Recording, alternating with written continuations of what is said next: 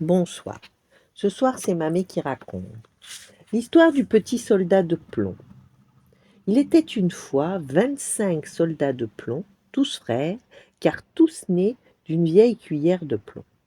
Ils se tenaient, l'arme au bras, la tête droite, et leur uniforme était rouge et bleu. Chaque soldat ressemblait aux autres. Un seul était différent, il n'avait qu'une seule jambe. Mais il se tenait aussi ferme sur cette jambe que les autres sur les deux. Sur la table où les petits soldats de plomb étaient rangés, il y avait un beau château en papier, et devant la porte, une petite demoiselle en papier. Elle portait un jupon de tulle et en guise d'écharpe, un mince ruban bleu au milieu duquel étincelait une paillette, aussi grande que son visage. La demoiselle étirait ses bras en l'air parce qu'elle était danseuse, et elle levait une de ses jambes si haut que le petit soldat de plomb ne pouvait l'apercevoir. Il croyait que la demoiselle n'avait qu'une seule jambe comme lui. Ce serait une femme idéale pour moi, songeait-il. Mais comme elle est distinguée, malgré tout, il faut que je fasse sa connaissance. Et il se cacha derrière une tabatière qui était sur la table. Là, il pouvait mieux admirer la petite demoiselle. Et quand minuit sonna, clac, le couvercle sauta, un petit diable apparut, la tabatière était en réalité une boîte à surprise. Soldat de plomb, dit le diablotin, arrête un peu de regarder la petite demoiselle et mets tes yeux dans ta poche. Mais le soldat fit semblant de ne pas entendre. Attends voir jusqu'à demain, reprit le diablotin. Et le lendemain, un enfant plaça le soldat de plomb sur le rebord de la fenêtre.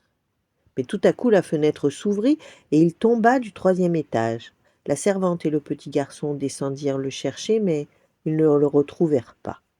La pluie commença à tomber.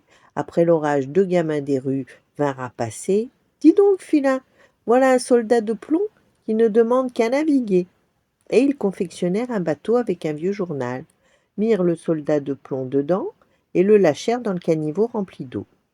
Soudain le bateau s'engouffra dans un égout. « Il fait aussi noir que dans ma boîte, dit le soldat de plomb. Où vais-je atterrir maintenant? Si seulement la petite demoiselle était avec moi. » L'égout déboucha sur une rivière. Le bateau tournoya plusieurs fois sur lui-même, se remplit d'eau et sombra. Au même instant, le petit soldat de plomb fut avalé par un gros poisson. « Il fait encore plus noir que tout à l'heure, pensa-t-il. Mais il restait immobile, l'arme au bras. Le poisson s'agitait dans tous les sens, et brusquement ses soubresauts cessèrent. Le soldat de plomb vit la lumière du jour et entendit une voix qui criait « Regardez ce que j'ai trouvé dans le ventre du poisson! Un petit soldat de plomb !» C'était la cuisinière qui avait acheté le poisson au marché et qui le préparait pour le déjeuner. Elle apporta le petit soldat de plomb dans le salon et, aux surprises, il reconnut les enfants, leurs jouets, le château de papier, la charmante petite danseuse. Il la regarda, elle le regarda aussi, mais ils ne se dirent pas un mot. Soudain, sans la moindre raison, le petit garçon le saisit et le jeta au feu. Le petit soldat de plomb fut envahi d'une chaleur horrible. Il se sentait fondre, mais il regardait toujours la petite demoiselle, en tenant fermement son fusil.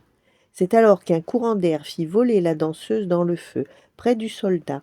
En un instant, elle disparut dans les flammes. Le lendemain matin, quand la servante balaya les cendres de la cheminée, elle trouva un petit cœur de plomb et une paillette que le feu avait rendue noire comme du charbon. Ils étaient enfin réunis pour toujours. Voilà, bonne nuit, faites de beaux rêves et à demain.